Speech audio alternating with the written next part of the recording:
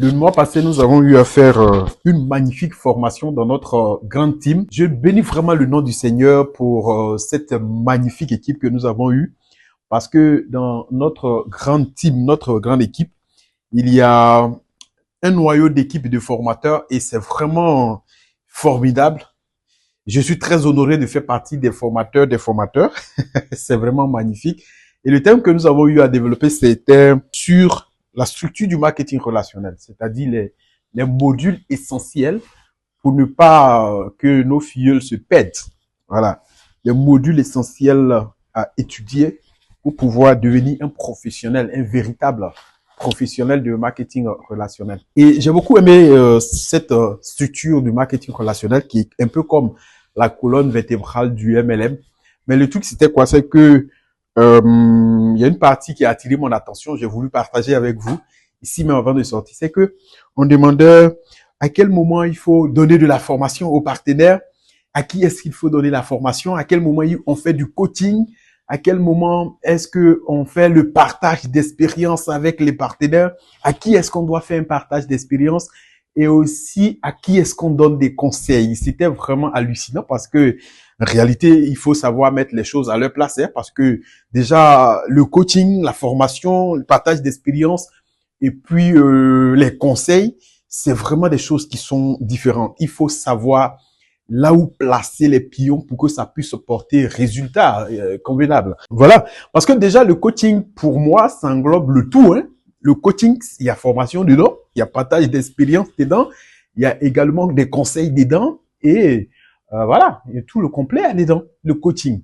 C'est pour cela que la définition réelle que moi je donne même au coaching, c'est que le coaching, c'est matin, midi et soir.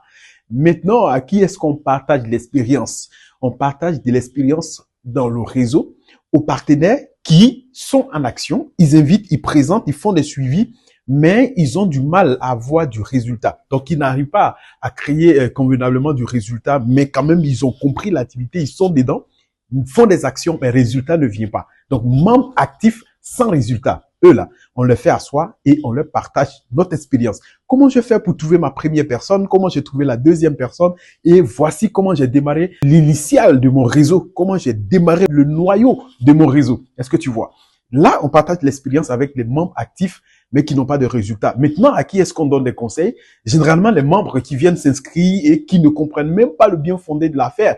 Et j'aime dire, et j'ai ri avec les partenaires, c'est que, comment on appelle ça? De la même façon que vous voyez, nous, on est dans le business et on se dit que, mais nous, on est sérieux parce qu'on participe aux formations. Les gens qui sont inscrits et qui n'ont pas le temps de suivre les formations aussi, à leur côté là-bas, ils sont dans leur milieu et ils disent que nous sommes pas sérieux parce que dans ce monde occupé où ils sont en train de faire des choses beaucoup plus sérieuses, comment les gens ont du temps pour aller faire business de réseau, pour aller faire formation, tout ça. Vous voyez? Donc, c'est vraiment paradoxe.